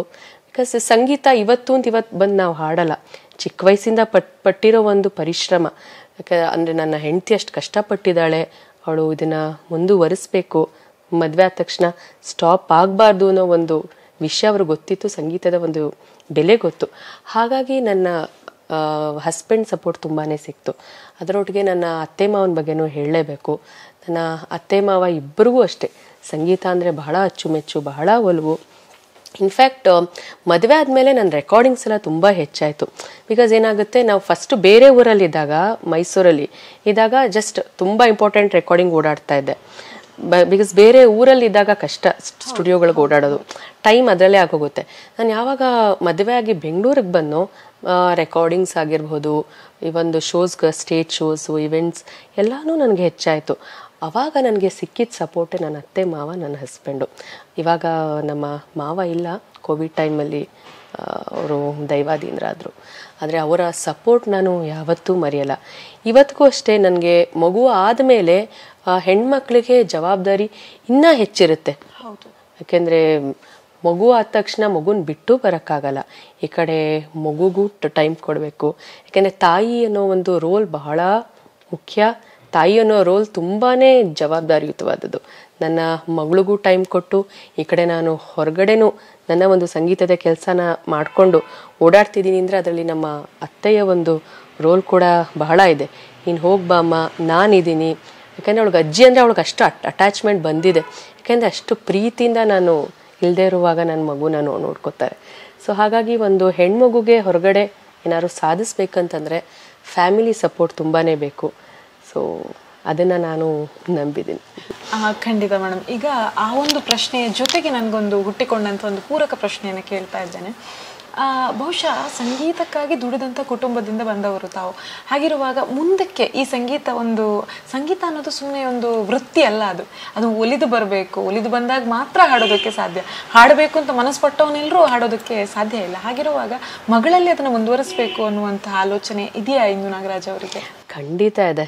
ಇನ್ಫ್ಯಾಕ್ಟ್ ನನ್ನ ಮಗಳಿಗೆ ಇವಾಗಿನ್ನ 3 ವರ್ಷ. ಬಟ್ ಅವಳಿಗೆ ಏನಾಗ್ಬಿಟ್ಟಿದೆ, ನಾನು ಮನೇಲಿ ಹಾಡ್ತಾ ಇರೋದು ಆಗಿರ್ಬೋದು ಅಥವಾ ಟಿ ವಿಲಿ ನಂಗೆ ಯಾವುದಾದ್ರೂ ಒಂದು ಹಾಡು ಬಂದರೂ ಸಾಕು, ಕೇಳಿದ ತಕ್ಷಣ ಅವಳು ಅದನ್ನು ರಿಪೀಟ್ ಮಾಡ್ತಾಳೆ. ಈಗ ಇನ್ನು 3 years ಆದರೂ ಅವಳು ನಂದು ಜಿಲ್ಕಾ ಜಿಲ್ಕಾರೆ ಹಾಡ್ತಾಳೆ, ಅಥವಾ ಇನ್ಯಾವುದಾದ್ರು ನಾನು ಹಾಡು ಬಂತು ಅಂದರೆ ಹಾಡ್ತಾಳೆ. ಇವನ್ ನನ್ನ ಮನೇಲಿ ಏನಾದ್ರು ಪ್ರಾಕ್ಟೀಸ್ ಮಾಡ್ತಾ ಇದ್ರೆ ನನ್ನ ಒಟ್ಟಿಗೆನೇ ಹಾಡ್ತಿರ್ತಾಳೆ. ಅವಳಿಗೆ ಗೊತ್ತಿದ್ದೋ ಅಥವಾ ಗೊತ್ತಿಲ್ಲದೇನೋ ಅವಳು ಆಗಲೇ ಹಾಡೋಕ್ಕೆ ಪ್ರಾರಂಭ ಮಾಡಿದ್ದಾಳೆ. ಸೊ ನಾನು ಎಲ್ಲರಿಗೂ ಅದನ್ನೇ ಹೇಳೋದು, ಚಿಕ್ಕ ವಯಸ್ಸಲ್ಲಿ ಮಕ್ಕಳಿಗೆ ಹಾಡೋ ಒಂದು ಇಂಟ್ರೆಸ್ಟ್ ಇದ್ದರೆ ಅವಾಗಿಂದಾನೇ ಕಲಿಯೋಕ್ಕೆ ಶುರು ಮಾಡಿಸ್ಬೇಕು. ಲೈಕ್ ಅವ್ರಿಗೆ ಬೇರೆ ಕಡೆ ಹೇಳ್ಕೊಡೋಕ್ಕೆ ಪಾಠಕ್ಕೆ ಸೇರಿಸೋದು, ಇಲ್ಲ ಮನೇಲೇ ಹೇಳ್ಕೊಡೋರಿದ್ರೆ ಆ ಚಿಕ್ಕ ವಯಸ್ಸಿಂದಾನೇ ಅವ್ರಿಗೆ ಸಂಗೀತದ ಒಂದು ಒಲವು ಬಂದರೆ ಮುಂದಕ್ಕೆ ಖಂಡಿತವಾಗ್ಲೂ ಅವ್ರು ಅಚೀವ್ ಮಾಡ್ತಾರೆ. ಆ್ಯಂಡ್ ನಮಗೇನಾಯಿತು, ಚಿಕ್ಕ ವಯಸ್ಸಲ್ಲಿ ಈಗ ಈ ಸೋಷಿಯಲ್ ಮೀಡಿಯಾ ಆಗಿರ್ಬೋದು ಆ ಥರ ಒಂದು ಡೈವರ್ಷನ್ಸ್ ಇರಲಿಲ್ಲ. ಇವಾಗ ಏನಾಗ್ಬಿಟ್ಟಿದೆ, ಎಲ್ಲರಿಗೂ ಯೂಟ್ಯೂಬ್ ಆಗಿರ್ಬೋದು, ಸೋಷಿಯಲ್ ಮೀಡಿಯಾ, ಮಕ್ಕಳು ಮತ್ತು ಎಲ್ಲರೂ ಯೂಸ್ ಮಾಡ್ತಾರೆ, ಆಪ್ರೇಟ್ ಮಾಡೋಕ್ಕೆ ಬರುತ್ತೆ. ನಮಗೆಲ್ಲ ಅವ್ರ ವಯಸ್ಸಲ್ಲಿ ಆಪ್ರೇಟ್ ಮಾಡೋಕ್ಕೆ ಬರ್ತಾ ಇರಲಿಲ್ಲ. ಸೊ ಏನಾಗಬೇಕು, ಪೇರೆಂಟ್ಸ್ಗೆ ಬೇಕದು. ಒಂದು ಫ್ಯಾಮಿಲಿಲಿ ಏನಾದರೂ ಒಂದು ವಿಷಯದಲ್ಲಿ ಸಾಧನೆ ಮಾಡಬೇಕಂದ್ರೆ ಅದರಿಂದ ಸ್ವಲ್ಪ ಹೊರಗಿಟ್ಟು ಮಕ್ಕಳಿಗೆ ಪಾಠಗಳನ್ನು ಹೇಳ್ಕೊಡೋದಾಗಿರ್ಬೋದು, ಕಲಿಸೋದಾಗಿರ್ಬೋದು, ಅದರಲ್ಲಿ ಸ್ವಲ್ಪ ಜಾಸ್ತಿ ಕಾನ್ಸಂಟ್ರೇಟ್ ಮಾಡಬೇಕು. ಸೊ ಖಂಡಿತ ನನ್ನ ಮಗಳನ್ನು ಕೂಡ ನಂತರ ಒಬ್ಳು ಗಾಯಕಿ ಮಾಡೋ ಆಸೆ ಇದೆ. ಬಟ್ ಗೊತ್ತಿಲ್ಲ ಫ್ಯೂಚರಲ್ಲಿ ಅವ್ರಿಗೆ ಯಾವುದ್ರಲ್ಲಿ ಇಂಟ್ರೆಸ್ಟ್ ಬರುತ್ತೆ ಅಂತ. ಬಟ್ ಹಾಡ್ತಾ ಇದ್ದಾಳೆ, ಅದೊಂದು ಖುಷಿ ಇದೆ. ಕರ್ನಾಟಕಕ್ಕೆ ಇನ್ನೊಬ್ಬ ಗಾಯಕಿ ಸಿಗಲಿ ಅನ್ನೋದು ನಮ್ಮ ಜ್ಞಾನ ವಿಕಾಸದ ಹಾರೈಕೆ. ಮುಂದುವರೆದು ಹೇಳೋದಾದ್ರೆ, ಸಾಕ್ಷಾತ್ಕಾರ ಚಿತ್ರದ ಗೀತೆಯನ್ನ ಹಲವು ಬಾರಿ ಇಂದು ನಾಗರಾಜ್ ಅವರ ಧ್ವನಿಯಲ್ಲಿ ನಾವು ಕೇಳಿದ್ದೀವಿ. ಈಗ ನಮ್ಮ ಚಾನಲ್ಗೋಸ್ಕರ ಒಂದು ಹಾಡನ್ನ ಹಾಡ್ಬೋದಾ ಅಂತ ಹೇಳಿ, ಒಲವೇ ಜೀವನ ಸಾಕ್ಷಾತ್ಕಾರ. ಖಂಡಿತ, ನನಗೂ ಬಹಳ ಇಷ್ಟ ಆ ಗೀತೆ. ಬಟ್ ಗೊತ್ತಿಲ್ಲ ನೀವು ಹೇಗೆ ಅದೆಲ್ಲ ಹುಡುಕಿದ್ದೀರಾ ಅಂತ.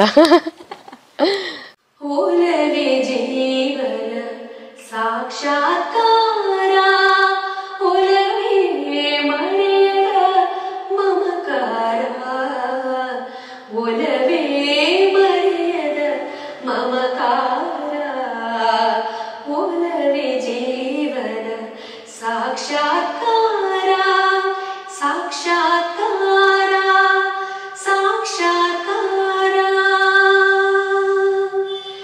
ಧುಮುಕಿ ಹರಿಯುವ ಜಲಧಾರೆ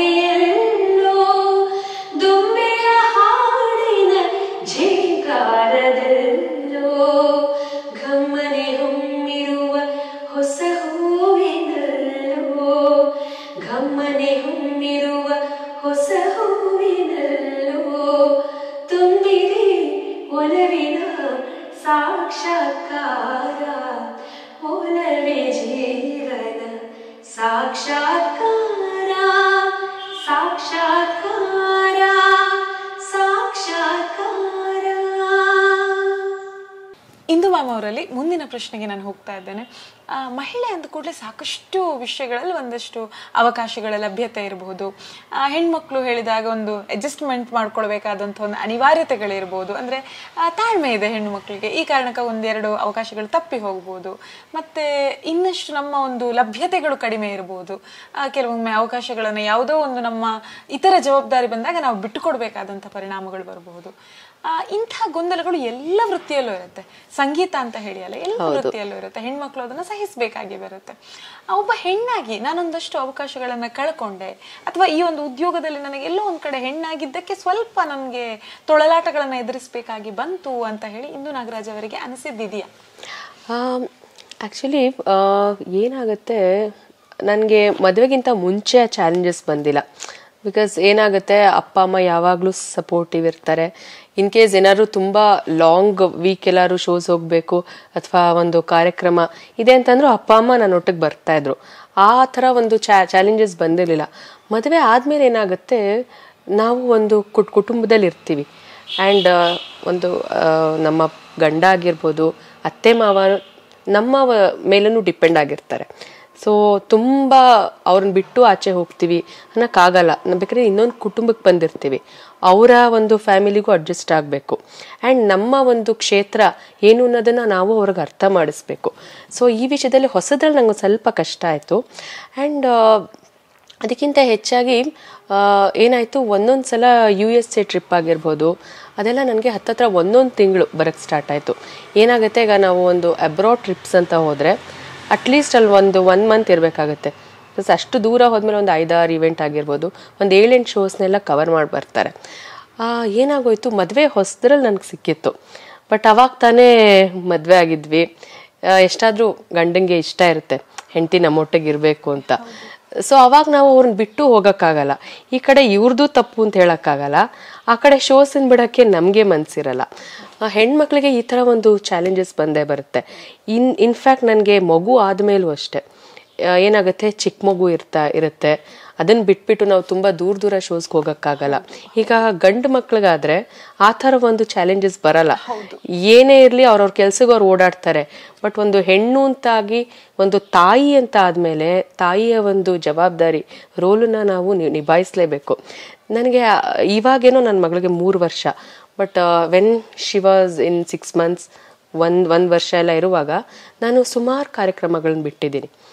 ತುಂಬ ದೂರ ಹೋಗೋ ಕಾರ್ಯಕ್ರಮ ಆಗಿರ್ಬೋದು, ಅಥವಾ ಅಬ್ರಾಡ್ ಶೋಸ್ ತುಂಬಾ ಬಂತು ನನಗೆ. ಬಟ್ ನಾನು ಹೋಗಲಿಲ್ಲ. ಅದು ಒಂದು ಕಡೆ ಹೋಗ್ತಾ ಇಲ್ವಲ್ಲ ಅನ್ನೋ ಬೇಜಾರಿರುತ್ತೆ. ಬಟ್ ಇನ್ನೊಂದು ಕಡೆ ನಾನು ತಾಯಿ ಆಗಿದ್ದೀನಿ, ಆ ತಾಯಿ ಒಂದು ರೋಲ್ನ ನಾನು ನಿಭಾಯಿಸ್ಬೇಕು. ಯಾಕೆಂದರೆ ಒಂದು ಮಗುನ ಬಿಟ್ಟು ಹೋಗೋದಷ್ಟು ಸುಲಭದ ಮಾತಲ್ಲ. ಈವನ್ ನಾವು ಹೋದ್ರೂ ನಮ್ಮ ಮನಸ್ಸೆಲ್ಲ ಇಲ್ಲೇ ಇರುತ್ತೆ. ಸೊ ಅದೆಲ್ಲ ತುಂಬಾ ಚಾಲೆಂಜಸ್ ಇರುತ್ತೆ. ಸೊ ಹಾಗಾಗಿ ಒಂದು ಮಕ್ಕಳಿಗೆ ಒಂದು ಏಜ್ ಆಗೋ ತನಕ ಸ್ವಲ್ಪ ಸ್ಯಾಕ್ರಿಫೈಸಸ್ ಮಾಡಲೇಬೇಕು. ತೀರಾ ಬಿಟ್ಟು ಹೋಗೋಕ್ಕಾಗಲ್ಲ. ಹಾಗಂತ ಎಲ್ಲ ಕೆಲಸನೂ ಬಿಟ್ಬಿಟ್ಟು ಮನೇಲೂ ಇರೋಕ್ಕಾಗಲ್ಲ. ಸೊ ಆ ಒಂದು ಮತ್ತೆ ಒಂದು ಟೈಮ್ ಪ್ಲ್ಯಾನ್ ಅದೆಲ್ಲ ಬೇಕೇ ಬೇಕು ನಮಗೆ. ಸ್ಮಾರ್ಟಾಗಿ ಯೋಚನೆ ಮಾಡಿಕೊಂಡು ಮಗು ಸ್ಕೂಲ್ಗೆ ಹೋದಾಗ ಅರ್ಧ ಕೆಲಸ ಮಾಡ್ಕೊಂಡು ಬರೋದು. ಈಗ ನಾನೇನು ಮಾಡ್ತೀನಿ, ಮಗು ಪ್ಲೇ ಗ್ರೂಪ್ಗೆ ಹೋಗ್ತಾಳೆ, ಲೈಕ್ ಸ್ಕೂಲಲ್ಲಿ ಒಂದು 3 hours ಹೇಳ್ಕೊಡ್ತಾರೆ. ಅವಳು ಹೋದಾಗ ಏನಾದ್ರು ಅರ್ಜೆಂಟ್ ರೆಕಾರ್ಡಿಂಗ್ ಇದ್ರೆ ಮುಗಿಸ್ಕೊಂಡು ಬರ್ತೀನಿ. ಅವಳು ಇಲ್ಲದೆ ಇರುವಾಗ ಇನ್ನೇನಾದ್ರು ಪಾಠ ಹೇಳಿಸ್ಕೊಳ್ಳೋದಾದ್ರೆ ಅಪ್ಪ ಹತ್ರ ವಿಡಿಯೋ ಕಾಲಲ್ಲಿ ಹೇಳಿಸ್ಕೊತೀನಿ. ಬಿಕಾಸ್ ನಾನು ಇರುವಾಗ ಅವಳು ಇನ್ನು ಯಾರ ಹತ್ರನೂ ಹೋಗಲ್ಲ. ಈ ಥರ ಒಂದು ಟೈಮ್ ಮ್ಯಾನೇಜ್ಮೆಂಟ್ ಅನ್ನೋದು ಮಗು ಆದಮೇಲೆ ಹೆಣ್ಮಕ್ಳಿಗೆ ತುಂಬಾ ಬೇಕು. ಆ್ಯಂಡ್ ನೀವು ಹೇಳೋ ಥರ ಸ್ಯಾಕ್ರಿಫೈಸ್ ಮಾಡಲೇಬೇಕು. ಬಟ್ ನನಗೇನಷ್ಟು ರಿಗ್ರೆಟ್ ಇಲ್ಲ. ಬಿಕಾಸ್ ಆ ಒಂದು ಸ್ಟೇಜಲ್ಲಿ ಮಕ್ಳಿಗೆ ನಾವು ಸಮಯ ಕೊಡಲೇಬೇಕು. ಬಿಕಾಸ್ ಆಮೇಲೆ ನಾವು ನಮಗೆ ಏಜ್ ಆದಮೇಲೆ ಒಂಥರ ರಿಪೆಂಡ್ ಮಾಡ್ಕೊಳ್ಳೋ ಥರ ಆಗಬಾರ್ದು. ಹೌದು, ಅಯ್ಯೋ ಕೊಡ್ಲಿಲ್ವಲ್ಲ ಆ ಟೈಮಲ್ಲಿ ಅಂತ. ಬಟ್ ಅದೇ ಒಂದು ಇದು ನಮ್ಗಿರಲೇಬೇಕು. ಸಮಯ ಹೇಗೆ ನಾವು ಹೊಂದಿಸ್ಕೋತೀವಿ ಅನ್ನೋದೊಂದಿದ್ರೆ ನಾವು ಮ್ಯಾನೇಜ್ ಮಾಡ್ಬೋದು, ಬ್ಯಾಲೆನ್ಸ್ ಮಾಡ್ಬೋದು. ಇಂದು ಮಹಿಳಾ ದಿನಾಚರಣೆ ಕಾರ್ಯಕ್ರಮದಲ್ಲಿ ಇದ್ದೇವೆ. ಮಹಿಳೆಯ ಪ್ರಸ್ತುತ ಸ್ಥಿತಿಗತಿ, ಸ್ಥಾನಮಾನಗಳ ಬಗ್ಗೆ ಇರ್ಬೋದು, ಕರ್ನಾಟಕದಲ್ಲಿರ್ಬೋದು, ದೇಶಕ್ಕೆ ಸಂಬಂಧಿಸಿದ ಹಾಗಿರ್ಬೋದು, ಎಲ್ಲ ಕ್ಷೇತ್ರಗಳಲ್ಲೂ ಇವತ್ತು ಹೆಣ್ಣು ಮಕ್ಕಳಿದ್ದಾರೆ. ಆದರೂ ಹೆಣ್ಣು ಮಕ್ಕಳಿಗೆ ಸಿಗ್ತಿರುವಂತಹ ಅವಕಾಶದ ಬಗ್ಗೆ ಇರ್ಬೋದು, ಸಮಾಜದಲ್ಲಿ ಅವರ ಸ್ಥಾನಮಾನದ ಬಗ್ಗೆ ಇರ್ಬೋದು, ಒಂದಷ್ಟು ಗೊಂದಲಗಳು ಇದ್ದೇ ಇದ್ದಾವೆ. ಒಬ್ಬ ವರ್ಕಿಂಗ್ ವಿಮೆನ್ ಆಗಿರ್ಬೋದು, ಒಬ್ಬ ತಾಯಿ ಆಗಿರ್ಬೋದು, ಒಬ್ಬ ಕರ್ನಾಟಕದ ರಾಜ್ಯದಲ್ಲಿ ಗುರುತಿಸಿಕೊಂಡಂಥ ಹೆಣ್ಣು ಮಗಳಾಗಿರ್ಬೋದು, ಮಹಿಳೆಯರ ಪ್ರಸ್ತುತ ಸ್ಥಾನಮಾನದ ಬಗ್ಗೆ, ಸ್ಥಿತಿಗತಿಯ ಬಗ್ಗೆ ತಮ್ಮ ಒಂದು ಅಭಿಪ್ರಾಯ ಏನು? ಮುಂಚೆಗೆ ಹೋಲಿಸ್ಕೊಂಡ್ರೆ ಇವಾಗ ಅವಕಾಶಗಳು ತುಂಬಾ ಸಿಗ್ತಾ ಇದೆ. ಮುಂಚೆಲ್ಲ ನನಗನ್ನಿಸ್ತಾ ಇದ್ದು, ನಾನು ಚಿಕ್ಕ ವಯಸ್ಸಲ್ಲಿದ್ದಾಗ ತುಂಬ ಒಂಥರ ಮೇಲ್ ಡಾಮಿನೆಂಟ್ ಸೊಸೈಟಿ ಆಗಿತ್ತು. ಇನ್ಫ್ಯಾಕ್ಟು ಮದುವೆ ಆದಮೇಲೆ ಒಂದು ಹೆಂಡ್ತಿನ ಟ್ರೀಟ್ ಮಾಡೋ ರೀತಿ ಆಗಿರ್ಬೋದು, ಅಥವಾ ಮಹಿಳೆ ಒಬ್ಬಂಟಿಯಾಗಿ ಹೊರಗಡೆ ಕೆಲಸ ಮಾಡೋಕ್ಕೆ ಹೋದಾಗ ಬೇರೆಯವ್ರವ್ರನ್ನ ನೋಡೋ ಒಂದು ರೀತಿ ಆಗಿರ್ಬೋದು, ಅದೆಲ್ಲ ಬಹಳ ವ್ಯತ್ಯಾಸ ಕಾಣಿಸ್ತಾ ಇತ್ತು. ಬಟ್ ಇವಾಗ ಬರ್ತಾ ಬರ್ತಾ ಎಲ್ಲರದ್ದು ಎಜುಕೇಷನ್ ಆಗಿರ್ಬೋದು, ಅದರಿಂದ ತುಂಬಾ ಮುಂದುವರೆದಿದೆ. ಒಂದು ಹೆಣ್ಮಗು ಆಚೆ ಹೋದರೆ ಅವಳಿಗೆ ಸಿಗಬೇಕಾಗಿರೋಂತಹ ಸ್ಥಾನಮಾನ ಸಿಗ್ತಾ ಇದೆ. ಆ್ಯಂಡ್ ನಾನು ಹೆಣ್ಮಕ್ಳಿಗೆ ಏನು ಹೇಳ್ತೀನಿ, ಎಸ್ಪೆಷಲಿ ಈ ಹಳ್ಳಿ ಕಡೆ ಇರೋರಾಗಿರ್ಬೋದು, ರೂರಲ್ ಕಡೆಯಿಂದ ಬಂದವ್ರಿಗೆ ಎಜುಕೇಷನ್ ತುಂಬ ಮುಖ್ಯ. ಸೊ ಚೆನ್ನಾಗಿ ಓದಿ ನಿಮ್ಮ ಕಾಲ ಮೇಲೆ ನೀವು ನಿಂತ್ಕೊಳ್ಳಿ ಅಂತ ಹೇಳ್ತೀನಿ. ನಮ್ಮ ಕೈಯಲ್ಲಿ ಯಾವುದಾದ್ರದ್ದು ಒಂದು ವಿದ್ಯೆ ಇದ್ದರೆ ನಮ್ಗೆ ಗೊತ್ತಿಲ್ಲದೇ ನಮಗೊಂದು ಕಾನ್ಫಿಡೆನ್ಸ್ ಬರುತ್ತೆ. ಆ್ಯಂಡ್ ಇವಾಗ ಬರೀ ನಾವು BE ಮಾಡಿ ಡಾಕ್ಟರೇಟ್ ಡಾಕ್ಟರ್ ಆಗಿ ಹೋದ್ರೇ ಕೆಲಸ ಸಿಗುತ್ತೆ ಅನ್ನೋ ಕಾಲ ಹೋಯಿತು. ನಿಮ್ಮಲ್ಲಿ ಏನೇ ಒಂದು ಕಲೆ ಇದ್ರೂ ಅದಕ್ಕೆ ಎಷ್ಟೋ ಕೆಲಸಗಳು ನಿಮ್ಮನ್ನು ಹುಡ್ಕೊಂಡು ಬರುತ್ತೆ. ಅದಕ್ಕೋಸ್ಕರ ಅನ್ಸುತ್ತೆ ಬೆಂಗಳೂರಲ್ಲಿ ಇಷ್ಟು ಜನಸಂಖ್ಯೆ ಇರೋದು. ಸೊ ಒಂದು ಪೇಂಟಿಂಗ್ ಆಗಿರ್ಬೋದು, ಒಂದು ಬಟ್ಟೆ ಸ್ಟಿಚ್ ಮಾಡ್ಬೋದು, ಈ ಥರ ಚಿಕ್ಕ ಚಿಕ್ಕ ಇದ್ರಿದ್ರೂ ಅದರಲ್ಲೇ ಸಾಧನೆ ಮಾಡಿ ಬಂದಿರೋಂಥವ್ರು ತುಂಬ ಎಕ್ಸಾಂಪಲ್ ಇದ್ದಾರೆ.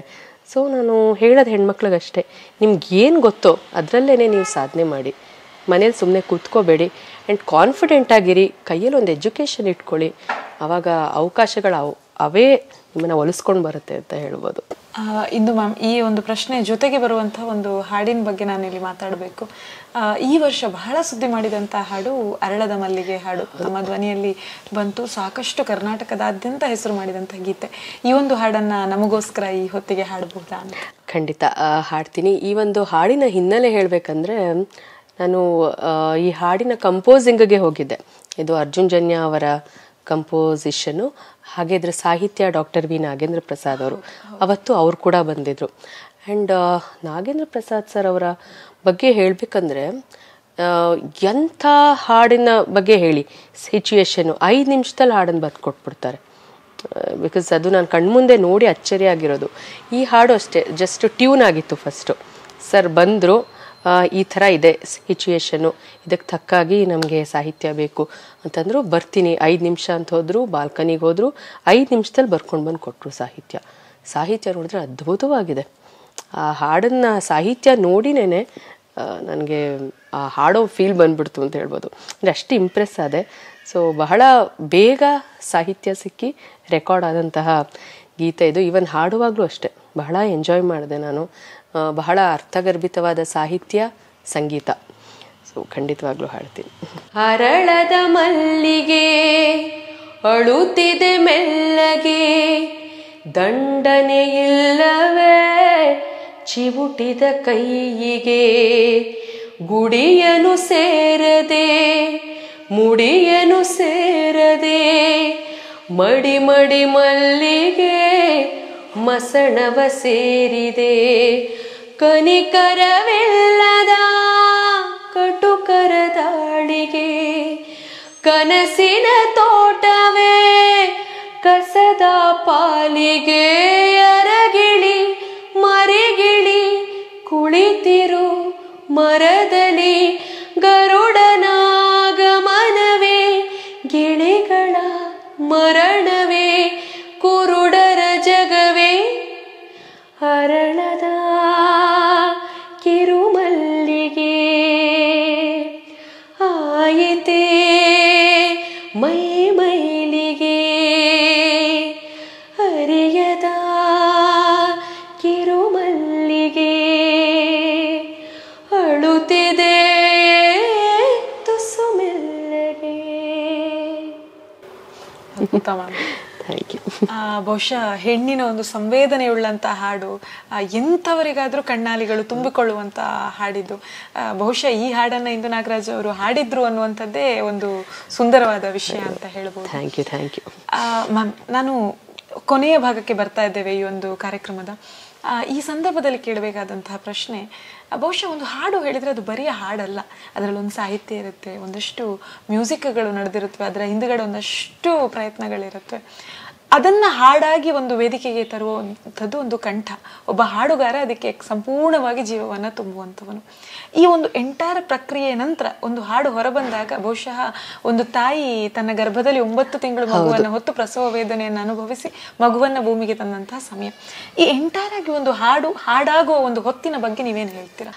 ಇವಾಗ ಒಂದು ರೆಕಾರ್ಡಿಂಗ್ ಅಂತಂದ್ರೆ ಅದ್ರದ್ದು ಪ್ರೋಸೆಸ್ ದೊಡ್ಡದಿರುತ್ತೆ. ನಮಗೆ ಒಂದು ರೆಕಾರ್ಡಿಂಗಿಗೆ ಬನ್ನಿ ಅಂತಂದಾಗ ನಾವು ಬ್ಲ್ಯಾಂಕ್ ಆಗಿ ಹೋಗಿರ್ತೀವಿ. ಆ ಹಾಡಿನ ಬಗ್ಗೆ ನಮಗೇನು ಅಷ್ಟು ವಿಷಯ ಗೊತ್ತಿರಲ್ಲ. ಆ್ಯಂಡ್ ಆ ಹಾಡಿನ ಕಂಪೋಸರ್ಗೆ ಅದು ಆ್ಯಕ್ಚುಲಿ ಒಂದು ಮಗು ಕೂಸಿದ್ದ ಹಾಗೆ. ಬಿಕಾಸ್ ಅವರು ಆ ಹಾಡನ್ನು ಕಂಪೋಸ್ ಮಾಡಿರ್ತಾರೆ. ಅವ್ರಿಗೆ ಈ ಹಾಡು ಹೇಗಿರಬೇಕು, ಇದ್ರ ಔಟ್ಪುಟ್ ಹೇಗೆ ಬರಬೇಕು ಅನ್ನೋದು ಒಂದು ಕ್ಲಾರಿಟಿ ಇರುತ್ತೆ. ಸೊ ಅದಕ್ಕೆ ತಕ್ಕಾಗೆ ಆ ಹಾಡಿಗೆ ಹೊಂದೋವಂಥ ಕಂಠನ ಅವರು ಕಾಲ್ ಮಾಡಿ ಕರೆಯೋದು. ಆಮೇಲೆ ಅವ್ರು ಹೇಳ್ತಾರೆ ಒಂದು ಅದ್ರದ್ದು ಸಾಹಿತ್ಯ, ಅದರ ಸಂಗೀತ ಆ್ಯಂಡ್ ಅದರ ವಿಜುವಲ್ ಹೇಗಿರುತ್ತೆ ಅಷ್ಟು ಅವರಿಗೆ ಗೊತ್ತಿರುತ್ತೆ. ಅದಕ್ಕೆ ತಕ್ಕಾಗಿರೋವಂಥ ಒಂದು ವಾಯ್ಸ್ ಬೇಕು, ಒಂದು ಎಕ್ಸ್ಪ್ರೆಷನ್ಸ್ ಫೀಲ್ ಬೇಕು. ಇದನ್ನು ಆ ಸಿಂಗರ್ಗೆ ಅವ್ರು ಎಕ್ಸ್ಪ್ಲೈನ್ ಮಾಡ್ತಾರೆ. ಅವ್ರಿಗೆ ಹೇಗೆ ಬೇಕು ಅನ್ನೋದು ಅವ್ರಿಗೆ ಗೊತ್ತಿರುತ್ತೆ ಕ್ಲಾರಿಟಿ. ಅದರದ ಔಟ್ಪುಟ್ ಕೊಡೋದು ನಮ್ಮ ಒಂದು ಕೆಲಸ. ಸೊ ನಾವು ಹೋದ ತಕ್ಷಣ ನಮ್ಗೆ ಹೇಳ್ತಾರೆ ಈ ಹಾಡು ಹೀಗಿರುತ್ತೆ, ನಮಗೆ ಹೀಗೆ ಬೇಕು ಅಂತ. ಆ್ಯಂಡ್ ಏನಾದರೂ ಅವ್ರಿಗೆ ಚೇಂಜಸ್ ಬೇಕಂದ್ರೂ ಇಡೀ ಟೀಮ್ ಕೂಡ ಇರುತ್ತೆ ಒಂದು ಹಾಡೋದು. ಬಿಕಾಸ್ ಒಂದೊಂದು ಸಲ ಏನಾಗುತ್ತೆ, ಒಂದು ಹಾಡು ರೆಕಾರ್ಡಿಗೆ ಮುಂಚೆನೇ ಶೂಟ್ ಆಗಿರುತ್ತೆ, ಇಲ್ಲ ಶೂಟ್ಗೆ ಹೋಗೋವಂಥ ಒಂದು ಕ್ರಿಯೆ ಇರುತ್ತೆ. ಸೊ ಹಾಗಾಗಿ ಒಂದು ರೆಕಾರ್ಡಿಂಗಿಗೆ ಹೋದಾಗ ಅವ್ರಿಗೆ ಹೇಗೆ ಬೇಕೋ ಹಾಗೆ ಹಾಡೋದೇ ನಮ್ಮ ಕರ್ತವ್ಯ. ಸೊ ಅದರಲ್ಲೂ ತುಂಬಾ ಚಾಲೆಂಜಸ್ ಇರುತ್ತೆ. ಒಂದೊಂದು ಸಲ ನಮಗೆ ಆಗದೆ ಇರೋ ಪಿಚ್ಚಲ್ಲಿರುತ್ತೆ. ಆವಾಗ ನಮ್ಗೆ ಒಂದು ಟೆಕ್ನಿಕ್ಸ್ ಇರುತ್ತಲ್ಲ ಪ್ಲೇಬ್ಯಾಕ್ದು, ಅದನ್ನೆಲ್ಲ ನಾವು ಕಲಿತು ಯೂಸ್ ಮಾಡಿ ಹಾಡಬೇಕು. ಒಂದೊಂದು ಸಲ ನಮ್ಮ ಟೋನ್ಗಿಂತ ನಾವು ಇನ್ನೂ ಪುಷ್ ಮಾಡಿ ಹಾಡುವಂತಹ ಹಾಡುಗಳಿರುತ್ತೆ. ಸೊ ಇದೆಲ್ಲ ನಾವು ಪ್ರತಿದಿನ ರೆಕಾರ್ಡಿಂಗ್ ಮಾಡಿ ಒಂದು ಎಕ್ಸ್ಪೀರಿಯನ್ಸ್ ಕೂಡ ಆಗುತ್ತೆ. ಸೊ ಆ ಹಾಡೋದಕ್ಕೆ ಅವ್ರಿಗೆ ಹೇಗೆ ಎಕ್ಸ್ಪೆಕ್ಟೇಷನ್ ಇರುತ್ತೋ ಅದನ್ನು ಹಾಡಿ ನಾವು ಗೆದ್ರೇ ಅರ್ಧ ಗೆದ್ದಾಗೆ. ಬಿಕಾಸ್ ನಾವು ಹಾಡಿದ್ರೆ ಫಸ್ಟ್ ಅವ್ರಿಗೆ ಇಷ್ಟ ಆಗಬೇಕು. ಅವ್ರಿಗೆ ಇಷ್ಟ ಆದರೆ ಖಂಡಿತವಾಗ್ಲೂ ಆಡಿಯನ್ಸ್ಗೆ ಇಷ್ಟ ಆಗುತ್ತೆ. ಸೊ ಫಸ್ಟು ಅವ್ರಿಗೆ ಇಷ್ಟ ಆಗುತ್ತೆ, ಆಮೇಲೆ ಅವ್ರು ಇಷ್ಟ ಆಗಿ ಒಂದು ಆಡಿಯೋ ಬಿಟ್ಟಾಗ ಜನಕ್ಕೆ ಇಷ್ಟ ಆಗುತ್ತೆ. ಸೊ ಎಲ್ಲರಿಗೂ ಇಷ್ಟ ಆದರೆ ಹಾಡಿರೋವಂಥ ಗಾಯಕಿಯೇ ಒಂದು ಸಾರ್ಥಕತೆ. ಸೊ ಒಂದು ರೆಕಾರ್ಡಿಂಗ್ ಅಂತಂದರೆ ಈ ಥರ ಇರುತ್ತೆ. ಆ್ಯಂಡ್ ಎಲ್ಲ ರೀತಿಯ ಹಾಡುಗಳನ್ನು ಹಾಡಬೇಕು ಅಂತಂದ್ರೂ ನಾನು ನಿಮಗೆ ಮುಂಚೆನೇ ಹೇಳಿದ ಹಾಗೆ ಒಂದು ಯಾವುದಾದ್ರು ಕ್ಲಾಸಿಕಲಲ್ಲಿ ಸ್ವಲ್ಪ ವಿಷಯ ಕಲ್ತಿರಬೇಕು, ಗೊತ್ತಿರಬೇಕು. ಈ ಕಡೆ ಹಿಂದೂಸ್ತಾನಿ ಆಗಿರ್ಬೋದು, ಈ ಕಡೆ ಕರ್ನಾಟಕ ಆಗಿರ್ಬೋದು. ಅದನ್ನು ಕಲ್ತ್ಕೊಂಡು ಬಂದರೆ ನೀವು ಯಾವ ಪ್ರಕಾರ ಬೇಕಾದರೂ ಹಾಡೋದಕ್ಕೆ ನಿಮ್ಗೊಂದು ಕಾನ್ಫಿಡೆನ್ಸ್ ಇರುತ್ತೆ. ಬಿಕಾಸ್ ನಿಮಗೆ ಸಂಗೀತ ಜ್ಞಾನ ಇರುತ್ತೆ, ಸ್ವರಜ್ಞಾನ ಇರುತ್ತೆ, ಲಯದ ಜ್ಞಾನ, ರಾಗದ ಜ್ಞಾನ. ಸೊ ಇಷ್ಟು ಜ್ಞಾನನೂ ನಮ್ಮ ಕ್ಲಾಸಿಕಲ್ ಕೊಡುತ್ತೆ. ಸೊ ಇದನ್ನು ಕಲ್ತ್ಕೊಂಡು ಬಂದರೆ ಖಂಡಿತವಾಗಿಯೂ ನೀವು ಯಾವ ರೀತಿಯ ಹಾಡಬೇಕಾದ್ರೂ ಹಾಡೋವಂತಹ ಒಂದು ಸಾಮರ್ಥ್ಯ ನಿಮ್ಗೆ ಸಿಗುತ್ತೆ ಅಂತ ಹೇಳ್ಬೋದು. ಖಂಡಿತ. ಇನ್ನು ಮ್ಯಾಮ್ ಸುಂದರವಾದಂತಹ ಉತ್ತರ ಅಂತ ಹೇಳಿ ಅನಿಸುತ್ತೆ. ಮ್ಯಾಮ್, ಮುಂದಿನ ಒಂದು ವಿಷಯಕ್ಕೆ ನಾವು ಮುಂದುವರಿಯೋದು ಅಂತ ಆದರೆ, ಸರಿಸುಮಾರು 500ರಷ್ಟು ಹಾಡುಗಳನ್ನು ಹಾಡಿರುವಂಥದ್ದಿರ್ಬೋದು. ಹಾಗೆಯೇ ಸರಿಸುಮಾರು ಒಂದು 6000ದಷ್ಟು ಕಾರ್ಯಕ್ರಮಗಳು ಎಂಟೈರ್ ಕರ್ನಾಟಕದಲ್ಲಿ, ವಿದೇಶದಲ್ಲಿ, ದೇಶದಾದ್ಯಂತ ಕೊಟ್ಟಿರುವಂಥದ್ದು. 12 ವರ್ಷದ ಸಣ್ಣ ಜರ್ನಿ, ಏನು ಬಹಳ ದೊಡ್ಡ ಜರ್ನಿ ಕೂಡ ಅಲ್ಲ ತಮ್ಮದು, ಈಗಷ್ಟೇ ಶುರುವಾಗಿರುವಂತಹ ಜರ್ನಿ ಇದು. ಈ ಒಂದು ಸಂಗೀತದ ಒಂದು ಯಾತ್ರೆ ಎಷ್ಟು ಖುಷಿ ಕೊಟ್ಟಿದೆ, ಹಾಗೆಯೇ ಅವಕಾಶಗಳ ಲಭ್ಯತೆ ಬಗ್ಗೆ ಎಷ್ಟು ಒಂದು ಸಾರ್ಥಕತೆ ಇದೆ ಇಂದು ನಾಗರಾಜ್ ಅವರಿಗೆ? ನಂದು ಪ್ಲೇ ಬ್ಯಾಕ್ ತಗೊಂಡ್ರೆ 12 ವರ್ಷ ಆಗಿದೆ. ನನ್ನ ಒಂದು ಶಾಸ್ತ್ರೀಯ ಸಂಗೀತ ಕಾರ್ಯಕ್ರಮ ನಾನು ನಿಮಗೆ ಹೇಳಿದಾಗೆ ನನಗೆ 3 ವರ್ಷ, ನಮ್ಮ ಅಕ್ಕಂಗೆ 5 ವರ್ಷ ಇದ್ದಾಗ ಮೊದಲನೇ ಕಾರ್ಯಕ್ರಮ ಕೊಟ್ಟಿದ್ದು. ಸೊ ಶಾಸ್ತ್ರೀಯ ಸಂಗೀತ ಚಿಕ್ಕ ವಯಸ್ಸಿಂದಾನೇ ಕೊಡ್ತಾ ಬಂದಿದ್ದೀವಿ.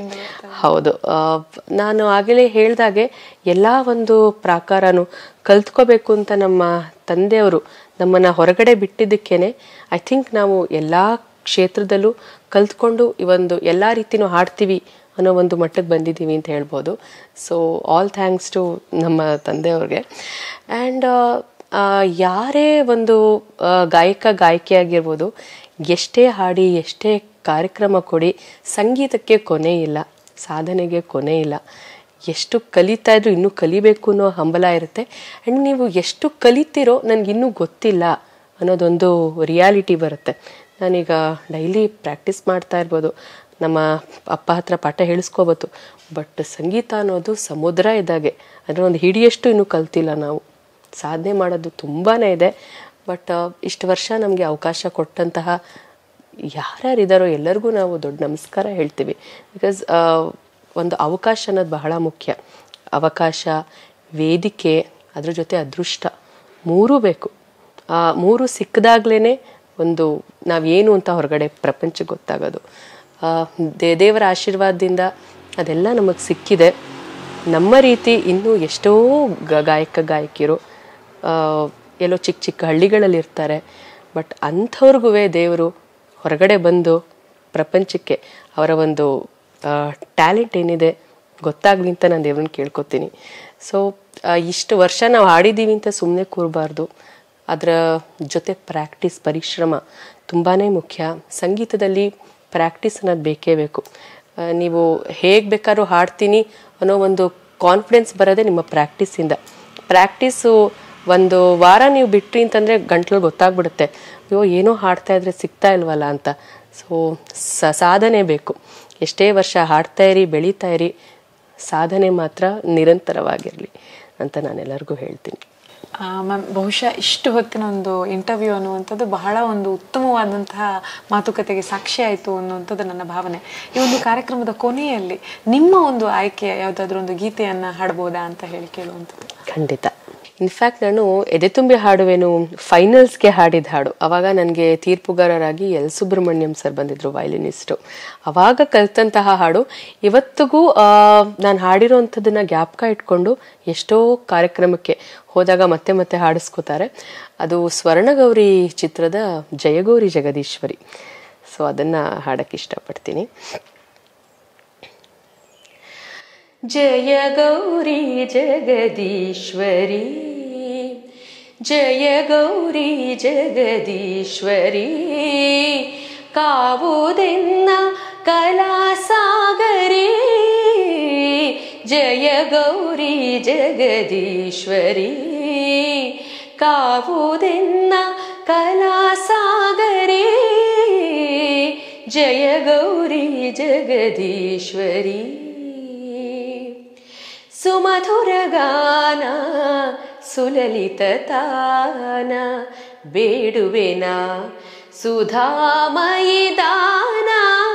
ಸುಮಧುರ ಗಾನ ಸುಲಲಿತ ತಾನ ಬೇಡುವೆನ ಸುಧಾಮಯಿ ದಾನ. ಧಿಮಿಕಿಟ ತಾಳ ಸ್ವರಾವಳಿ ಮೇಳ, ಧಿಮಿಕಿಟ ತಾಳ ಸ್ವರಾವಳಿ ಮೇಳ. ಮಂಜುಳ ಮಂಗಳ ನಾದನಿ ಜಯ ಗೌರಿ ಜಗದೀಶ್ವರಿ. ಜಯ ಗೌರಿ ಜಗದೀಶ್ವರಿ, ಜಗದೀಶ್ವರಿ, ಜಗದೀಶ್ವರಿ.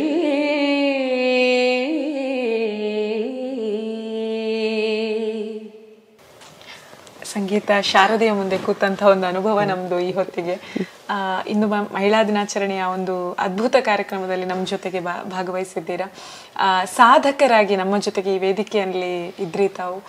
ಇಷ್ಟು ಹೊತ್ತು ನಿಮ್ಮ ಸಾಧನೆಯ ಬದುಕಿನ ಹಲವು ವಿಷಯಗಳನ್ನು ನಮ್ಮ ಜೊತೆಗೆ ಹಂಚಿಕೊಂಡ್ರಿ. ಹಾಗೇನೆ ಮುಂದಕ್ಕೆ ಸಂಗೀತಕ್ಕೆ ಈ ಒಂದು ದಾರಿಗೆ ಬರುವಂತಹ ಒಂದಷ್ಟು ಯಂಗ್ಸ್ಟರ್ಗಳಿಗೆ ನಿಮ್ಮದೇ ಆದ ರೀತಿಯಲ್ಲಿ ಒಂದಷ್ಟು ಮಾಹಿತಿಗಳನ್ನು ಕೂಡ ತಿಳಿಸಿಕೊಟ್ಟಿದ್ದೀರಾ. ತಮಗೆ ಅದ್ಭುತವಾದಂತಹ ಈ ಒಂದು ಕಾರ್ಯಕ್ರಮವನ್ನು ನಡೆಸಿಕೊಟ್ಟದ್ದಕ್ಕಾಗಿ ಧನ್ಯವಾದಗಳು. Thank you so much. ನನಗೆ ಇಂಟರ್ವ್ಯೂಲಿ ಕೂತಿದ್ದೀನಿ ಅಂತ ಅನ್ನಿಸ್ಲೇ ಇಲ್ಲ. ಬಿಕಾಸ್ ಅಷ್ಟು ಕಂಫರ್ಟಬಲ್ ಆಗಿತ್ತು ನಿಮ್ಮೊಟ್ಟಿಗೆ ಮಾತಾಡೋದು. ಬಹಳ ಖುಷಿ ಆಯಿತು ನಿಮ್ಮೊಟ್ಟಿಗೆ ಮಾತಾಡಿದ್ದಕ್ಕೆ. ಎಲ್ಲರಿಗೂ ಮತ್ತೊಮ್ಮೆ ಧನ್ಯವಾದಗಳು. ವೀಕ್ಷಕರೇ, ಇಷ್ಟು ಹೊತ್ತು ಕರ್ನಾಟಕದ ಕೋಗಿಲೆಯಾಗಿದ್ದಂತಹ ಶ್ರೀಮತಿ ಇಂದು ನಾಗರಾಜ್ ಅವರ ಜೊತೆಗೆ ಒಂದಷ್ಟು ಮಾತುಕತೆಗಳಿಗೆ ನಾವು ಸಾಕ್ಷಿಯಾಗಿದ್ವಿ. ಅವರ ಸಂಗೀತ ಬದುಕಿನ ಒಂದಷ್ಟು ಜರ್ನಿಯನ್ನ ಮೆಲುಕು ಹಾಕಿದ್ವಿ. ಹಾಗೇನೆ ನಮ್ಮ ಮಹಿಳೆಯರಿಗೆ ಅವರ ಕಡೆಯಿಂದ ಒಂದಷ್ಟು ಮೆಸೇಜ್ಗಳನ್ನ ಕೂಡ ಪಡೆದುಕೊಂಡಿದ್ದೀವಿ. ಇಂತಹ ಇನ್ನೊಬ್ಬ ಸಾಧಕರ ಜೊತೆಗೆ ಮಹಿಳಾ ದಿನಾಚರಣೆಯ ವಿಶೇಷ ಸಂಚಿಕೆಯಲ್ಲಿ ನಾನು ನಿಮ್ಮನ್ನ ಭೇಟಿಯಾಗ್ತೀನಿ. ಅಲ್ಲಿಯವರೆಗೆ ನಮಸ್ಕಾರ.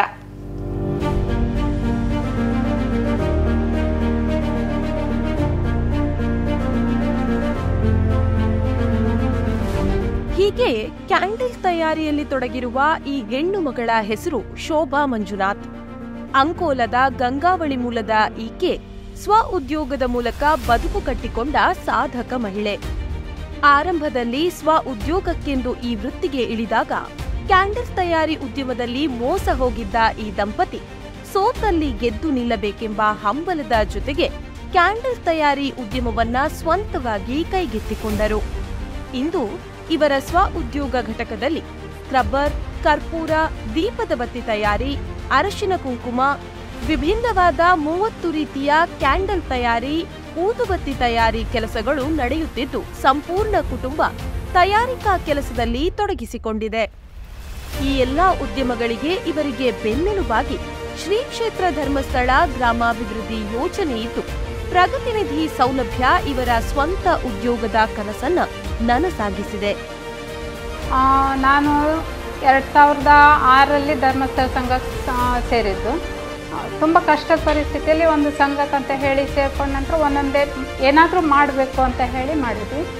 ಆವಾಗ ಧರ್ಮಸ್ಥಳ ಸಂಘದಿಂದ ನಮಗೆ ಏನಾದರೂ ಸ್ವಯಂ ಉದ್ಯೋಗ ಮಾಡೋದ್ರ ಬಗ್ಗೆ ಮಾಹಿತಿ ಬಂತು. ಅದಾದ ನಂತರ ಕ್ಯಾಂಡಲಿನ ಬಗ್ಗೆ ಒಬ್ಬರು ನಮಗೆ ನಮ್ಮ ಯಜಮಾನ್ರಿಗೆ ಗೊತ್ತಾಯಿತು, ಕ್ಯಾಂಡಲ್ ಏನಾದರೂ ನಾವು ಮಾಡುವ, ಸ್ವಯಂ ಉದ್ಯೋಗ ಮಾಡುವ ಅಂತ ಹೇಳಿದರು. ಅದೇ ರೀತಿ ನಾವು ಅವರು ಟ್ರೈನಿಂಗ್ ತಗೊಂಡು ಬಂದು ಇದಕ್ಕೆ ಹೋಗಿ ಕುಮಟಾದಲ್ಲಿ ಒಂದು ಇದಿತ್ತು, ಅಲ್ಲಿಂದ ಕ್ಯಾಂಡಲ್ ಬಗ್ಗೆ ಟ್ರೈನಿಂಗ್ ತಗೊಂಡು ಬಂದ್ವಿ. ಕ್ಯಾಂಡಲ್ ಬಿಸ್ನೆಸ್ ಮಾಡಬೇಕಂತ ಹೇಳಿ ತುಂಬ ಜನರನ್ನು ಭೇಟಿ ಮಾಡಿದ್ವಿ. ಕ್ಯಾಂಡಲ್ಸಲ್ಲೂ ನಾವು ವೆರೈಟಿ ಕ್ಯಾಂಡಲ್ಸ್ ಆಗಿ 30 ವೆರೈಟಿ ಕ್ಯಾಂಡಲ್ ಮಾಡ್ತಾಯಿದ್ದೀವಿ. ಅದರಲ್ಲಿ ಕೆಲವೊಂದು